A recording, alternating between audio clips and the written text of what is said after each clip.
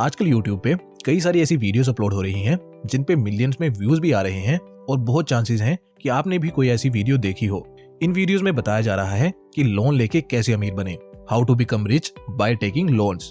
तो इस बात में कितनी सच्चाई है कि लोन लेके अमीर बना जा सकता है, जानेंगे आज के स्पेशल एपिसोड में।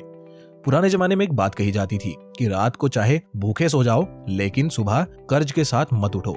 लेकिन आजकल इसका उल्टा किया जाता है, लोग भूखा सोना पसंद करते हैं मगर कर्जा लेना नहीं छोड़ते।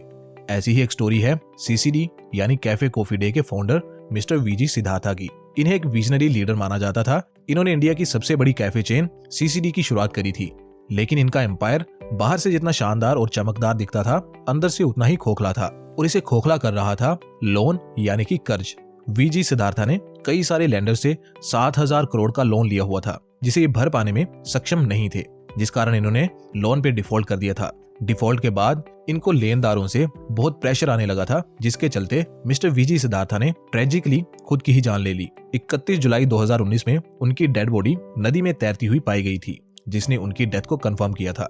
दोस्तों, मैं ये स्टोरी आपको डराने के लिए या आपको डिमोटिवेट करने के लिए नहीं सुना रहा, बट आजकल जैसे बड़े बड़े बिजनेसमैन के एग्जांपल देके बताया जा रहा है कि कैसे उन्होंने लोन लेके वेल्थ बनाई। वो सिर्फ सिक्के का एक पहलू है और सिक्के के दोनों पहलुओं की कहानी जाने बिना कोई भी फैसला लेना सही नहीं होता। इसलिए मैंने शुरुआत में ही आपको ये स्टोरी सुना दी। अब जब आप जान गए हो लोन के बुरे कॉन्सिक्वेंसेस के बारे में भी, तो अब मैं सेफली आपको कुछ ऐसे आइडियाज के बारे में बता सकता हूँ जिनमें आप लोन का इस्तेमाल करके कमाई कर सकते हो। लेकिन उससे पहले आप एक ये फैक्ट जान लो कि हमारी इंडियन गवर्नमेंट बिना किसी सिक्योरिटी के या बिना किसी गारंटी के 10 लाख तक का लोन प्रोवाइड करवाती है और ये PM मुद्रा योजना के तहत आता है। लोन को इतना इजी बनाने के पीछे गवर्नमेंट का ये मकसद है कि वो MSMEs को प्रमोट कर सके। MSMEs यानी micro small and medium enterprises, in short form आप इन्हें छोटे उद्योग समझ सकते हैं। तो अगर लोन लेना इतना ही बुरा होता तो गवर्नमेंट खुद कभी इसे इतना इजी ना बनाती। इनफैक्ट गवर्नमेंट खुद चाहती है कि ज्यादा से ज्यादा लोग नए उद्योग ओपन करें ताकि रोजगार के नए नए अवसर पैदा हों। इससे किसी भी देश की इकोनॉमी स्ट्रॉन्ग होती है। लोन के फेवर में एक और फैक्ट मैं आपके साथ शेयर करता हूँ। इमेजिन करो दोस्तों, दो भाई हैं, मुकेश और अनिल। एक तरफ मुकेश जहाँ काफी सुलझा हुआ इंसान है, वहीं अनिल काफी पेचीदा इंसान है। अनिल की गैर जिम्मेदाराना हरकत के कारण वो कई बार खुद को मुसीबतों में फंसा लेता है, बट मुकेश एक रिस्पॉन्सिबल आदमी है। उसे जो भी काम दिया जाए उसे जिम्मेदारी के साथ करता है और उसमें कामयाब भी होता है। एक दिन क्या हुआ कि अनिल अपने पिता से गाड़ी की डिमांड करने लगा। पहले तो उसके पिता ने उसे मना किया, लेकिन फिर एक शर्त के बाद वो मान गए। वो शर्त थी कि मैं सिर्फ 50% डाउन पेमेंट करूंगा, बाकी के 50% फाइनेंस करवाऊंगा जिसे तुम खुद कमा के भरोगे। गाड़ी 20 लाख की थी, इसलिए 10 लाख अनिल के पिता ने उसे डाउन पेमेंट के लिए दे दिए, बाकी 10 लाख का लोन करवाया 8% इंटरेस्ट रेट पे। अब दोनों बेटों के बीच भेदभाव ना हो, इसलिए उनके पिता ने मुकेश को भी 10 लाख रुपए दिए और कहा कि तुम भी अपनी कोई पसंदीदा चीज इनसे खरीद सकते हो। लेकिन मुकेश क्योंकि समझदार इंसान था, इसलिए उसने किसी लायबिलिटी पे खर्च करने के बजाय किसी अच्छे और सेफ एसेट में अपने पैसे इन्वेस्ट करने का डिसाइड किया। उसने 10 लाख रुपए डेट म्यूचुअल फंड में इन्वेस्ट कर दिए, जहां से उसे 8% की रिटर्न्स मिलने लगे। अब दोस्तों, आप मुझे बताओ कि 8% इंटरेस्ट रेट के हिसाब से अनिल ज्यादा पैसे भरेगा या 8% रिटर्न पे मुकेश ज्यादा पैसे कमाएगा? एक नजर से देखने पे तो यही लगता है कि दोनों बराबर रहेंगे, जितना अनिल भरेगा उतना ही मुकेश कमाएगा, बट ऐसा नहीं है दोस्तों। एक्चुअल रिजल्ट्स एकदम अलग आएंगे। मान लेते हैं मुकेश 20 साल तक पैसों को निवेश रहने देगा और अनिल भी 20 सालों तक किस्तें चुकाता रहेगा। 20 साल के लिए वैसे कोई कार लोन नहीं होता, बट ये कोई रियलिटी नहीं है, बस एक एग्जांपल है। इसलिए अज्यूम कर लेते हैं कि अनिल 20 साल तक लोन भरता रहेगा, तो 20 सालों में अनिल इन टोटल पे करेगा लगभग 20 लाख रुपए, वेयर एज मुकेश 20 सालों में कमा लेगा लगभग 47 लाख रुपए। क्लियरली दोस्तों, आप यहाँ पे देख सकते हो कि दोनों अमाउंट में कितना डिफरेंस है, डबल से भी ज्यादा का डिफरेंस है।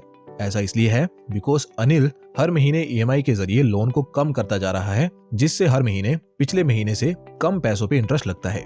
बट मुकेश के केस में उल्टा है। इस केस में कंपाउंडिंग वर्क कर रही है और कंपाउंडिंग का क्या फॉर्मूला है वो तो आप अच्छे से जानते ही हो। दैट इज वाई मुकेश का अमाउंट सेम इंटरेस्ट रेट पे सेम टाइम पीरियड के बाद भी अनिल से डबल है।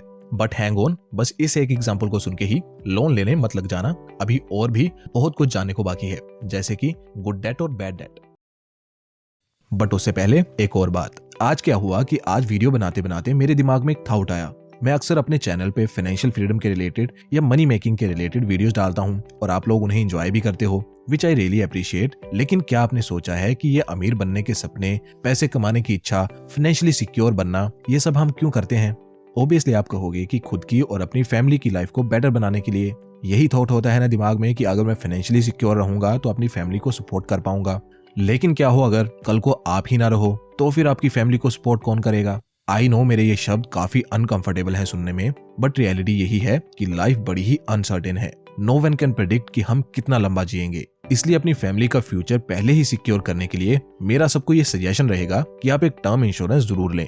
जैसे कि मैंने खुद के लिए रिसेंटली एक टर्म प्लान खरीदा पॉलिसी बाजार से, और पॉलिसी बाजार से इसलिए क्योंकि यहाँ 1 करोड़ तक का प्लान केवल 525 रुपए पर मंथ से भी स्टार्ट होता है और कुछ ज्यादा लंबी डॉक्यूमेंटेशन में भी नहीं पड़ना पड़ता। सिंपली आपको पॉलिसी बाजार की वेबसाइट को विजिट करना है, देन ये एक सिंपल सा फॉर्म आपको फिल करना होता है जिसमें आपकी बेसिक सी डिटेल जाएंगी। आफ्टर फिलिंग योर डिटेल्स आपके सामने फिर ये पेज ओपन हो जाएगा और यहाँ पे आपकी रिक्वायरमेंट्स के हिसाब से पॉलिसी बाजार आपको प्लान्स बताएगा। आपके पास मल्टीपल ऑप्शंस रहेंगे to choose from.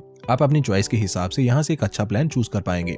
But again की पॉलिसी बाजार से ही क्यों करें? अब देखिए क्या है कि जो पॉलिसी बाजार है वो एक ऑनलाइन प्लेटफॉर्म है, और ऑनलाइन प्लेटफॉर्म होने का सबसे बड़ा फायदा ये है कि ये कोई ब्रोकरेज या फिर कमीशन खुद से चार्ज नहीं करते। आपको एक डेडिकेटेड क्लेम असिस्टेंट भी मिल जाता है जो आपको हेल्प करता है थ्रू आउट द प्रोसेस, और अगर जरूरत पड़े तो इनके एग्जीक्यूटिव्स आपके घर आके भी आपकी हेल्प करके जा सकते हैं। सो देखिए बेसलाइन ये है कि चाहे प्लान का अमाउंट कितना भी हो, 20 लाख, 50 लाख या 1 करोड़, 2 करोड़, जितना भी आपका मन हो आप चूज करिए। लेकिन मेरा सजेशन यही रहेगा कि एक प्लान लेके जरूर रखिए। सच में ये बहुत हेल्प करता है, आप फैमिली के लिए सिक्योर फील करते हो। और तो और आजकल एक और प्लान भी आ चुका है which is return for premium plan. इसके तहत आपने जो प्रीमियम पे किया है आप उसे वापस भी ले सकते हो अगर आप पॉलिसी टर्म्स को सर्वाइव कर जाते हो। सो ऑप्शंस कई सारे हैं, आप देख सकते हैं, जो आपको अच्छा लगे चूज कर सकते हैं। डिटेल सारी डिस्क्रिप्शन में है, चेकआउट जरूर करें। सो अब वापिस आते हैं वीडियो पे, और अच्छे कर्ज और खराब कर्ज यानी गुड डेट और बैड डेट के बारे में भी जल्दी से जान लेते हैं टोनी और सोनू की मदद से। ये दोनों एक मैन्युफैक्चरिंग कंपनी में एम्प्लॉय हैं, जहां दोनों को कमर तोड़ मेहनत करनी पड़ती है पैसा कमाने के लिए। दोनों ही अपनी नौकरी से बेहद परेशान हैं क्योंकि जितना वो दोनों मेहनत करते हैं उसके मुताबिक उनको उतनी सैलरी नहीं मिलती। बट देखो शौक तो सबके होते हैं, चाहे कोई कम कमाता हो या चाहे कोई ज्यादा कमाता हो। अपने यही शौक पूरे करने के चक्कर में टोनी ने लेवरेज का सहारा लिया। उसने घर के लिए एक बड़े साइज की स्मार्ट एलईडी खरीदी, खुद के लिए एक नया आईफोन खरीदा, मिसेज के लिए गोल्ड नेकलेस खरीदा। अब क्योंकि वो इन सब चीजों की कीमत अपनी सैलरी से नहीं चुका सकता था, इसलिए उसने लोन का सहारा लिया। उसकी कंपनी भी उसे लोन लेने में पूरी मदद करती थी। कई केसेस में तो कंपनी ने खुद लोन पास करवा के दिए। टोनी कंपनी की इस मेहरबानी को अपने उनके साथ अच्छे रिलेशनशिप के कारण समझता रहा, बट एक्चुअल रियलिटी तो कुछ और ही थी। एक्चुअली कंपनीज नहीं चाहती कि उनके एम्प्लॉइज उनको छोड़ के जाएं। हाँ, वो खुद फायर करना चाहें तो अलग बात है। इसलिए कंपनीज एम्प्लॉइज को बैड डेट्स में फंसा देती हैं, क्योंकि उनको पता होता है कि जब हर महीने लोन की ईएमआई निकालनी पड़ेगी किसी एम्प्लॉय को तो वो कभी जॉब छोड़ के नहीं जाएगा। फिर कंपनी चाहे तो मन मुताबिक एम्प्लॉय से काम करवाए। और ऐसे ही झांसे में आ गया टोनी। वो लेवरेज पे ऐसी चीजें खरीदता रहा जिससे उसे रिटर्न तो मिलना दूर की बात थी, उल्टा वो ट्रैप में ही फंसता रहा। और यही होता है बैड डेट। बैड डेट ही वो कारण है कि कमर तोड़ मेहनत करने के बाद भी टोनी सैलरी हाइक की डिमांड नहीं कर पाता। वीरेस दूसरी तरफ सोनू इन सब झमेलों से दूर रहता है। वो थोड़े में गुजारा कर लेता है, बट लोन लेके अपने शौक पूरे नहीं करता।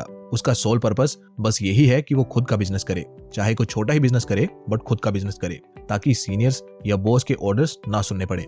इसलिए सोनू हर महीने पैसे बचाने की कोशिश करता है। उसकी सैलरी कम है इसलिए वो बहुत ज्यादा सेव नहीं कर पाता, बट जितना उससे बन पाता है वो करता है। कुछ सालों बाद सोनू एक ठीक ठाक अमाउंट सेव कर लेता है, इतना अमाउंट कि वो अपना साइड हसल स्टार्ट कर सके।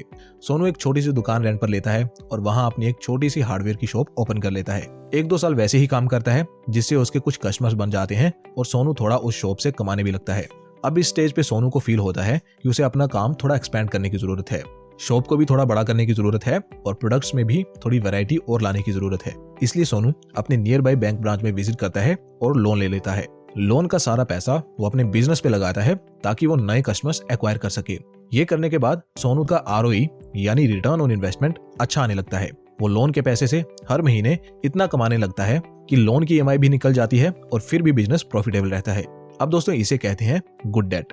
जब आप दूसरों के पैसों से अपना काम चलाते हो और उनको पैसे लौटाने के साथ साथ खुद को भी मुनाफा करवाते हो तो उसे गुड डेट यानी अच्छा कर्ज कहते हैं। अब यही गुड डेट यानी अच्छा कर्ज का इस्तेमाल आप अपने फायदे के लिए कैसे कर सकते हो, तो मैं आपको कुछ ऐसे आइडियाज बताऊंगा जो कि आपको लोन ईएमआई से ज्यादा इनकम करके दे सकते हैं और लोग इन आइडिया से पैसे कमाते आए हैं। मैंने अपने सामने ऐसे लोग देखे हैं, लेकिन शर्त इतनी सी है कि आपको पैसा मैनेज करने में अच्छा होना पड़ेगा इन आइडिया से पैसा कमाने के लिए। Idea number 1, purchase a commercial vehicle on EMI. Commercial vehicle जैसे कि एक टैक्सी या कोई टेम्पो या ऐसे ही कोई और व्हीकल, या अगर आप गांव में रहते हो तो फार्म ट्रैक्टर या इसी तरह के फार्मिंग इक्विपमेंट्स। इन्हें आप EMIs पर खरीद कर काम पर लगा सकते हो और इन्हीं से कमा के EMI पे करने के बाद भी पैसे बचा सकते हो। फॉर एग्जाम्पल, मेरे एक रिलेटिव हैं, उन्होंने रिसेंटली एक मारुति की 7 सीटर कार खरीदी फॉर कमर्शियल पर्पस। इस गाड़ी के लिए उन्होंने 20% डाउन पेमेंट करी थी और बाकी का वो अब किश्तों में पे कर रहे हैं। वो उसे टैक्सी की तरह इस्तेमाल करते हैं और अब वो उसी टैक्सी से कमा के सेकंड टैक्सी खरीदने वाले हैं। सो ये भी एक आइडिया है, यानी कमर्शियल व्हीकल्स को लोन पे लेके उनसे अर्न करना। Idea number 2, take loan and invest in shares. I know आप सोच रहे होंगे कि सभी फाइनेंस इन्फ्लुएंसर्स तो कहते हैं कि इन्वेस्ट करने के लिए कभी लोन मत लो, तो मैं ये बेवकूफी भरी स्टेटमेंट क्यों दे रहा हूँ। तो दोस्तों, कमेंट में कोई भी गाली लिखने से पहले मेरी पूरी बात सुन लो। एक्चुअली क्या है कि मैं ये स्टेटमेंट अनिल और मुकेश वाले एग्जाम्पल की बुनियाद पे दे रहा हूँ, बट इसमें एक कंडीशन है कि आप लोन लेके इन्वेस्ट तभी करें जब आपके पास एक एक्टिव इनकम सोर्स हो, आप उस एक्टिव इनकम सोर्स से लोन को पे कर सको। और ऐसा आप इसलिए करोगे क्योंकि लोन के रूप में आपको एक साथ इकट्ठा अमाउंट मिल जाएगा, जिससे अगर आपको कोई इन्वेस्टमेंट अपॉर्चुनिटी दिखे तो आप उसे ग्रैब कर पाओगे। और अनिल और मुकेश के एग्जाम्पल से आप इतना तो जान ही गए हो कि सेम इंटरेस्ट रेट पे लोन जितना पैसा आपकी जेब से निकालता है, इन्वेस्टमेंट उससे ज्यादा ही पैसे आपको कमा के देती है। बट अगेन ध्यान में जरूर रखें कि ऐसा करने के लिए आपके पास एक एक्टिव इनकम सोर्स होना कंपलसरी है। Idea number 3, use debt to buy real estate. Rich Dad Poor Dad के ऑथर रॉबर्ट कियोसाकी कहते हैं कि दुनिया की 10% लोग डेट का इस्तेमाल और ज्यादा अमीर होने के लिए करते हैं, जबकि 90% डेट का इस्तेमाल गरीब होने के लिए करते हैं। तो ये जो 10% अमीर लोग हैं, इनमें से भी ज्यादातर अमीर लोग ऐसा माना जाता है कि रियल एस्टेट में डेट का इस्तेमाल करके निवेश करते हैं। फिर रियल एस्टेट से आ रही रेंटल इनकम से वो EMI पे करते हैं और ऐसे वो अमीर से अमीर होते ही जाते हैं।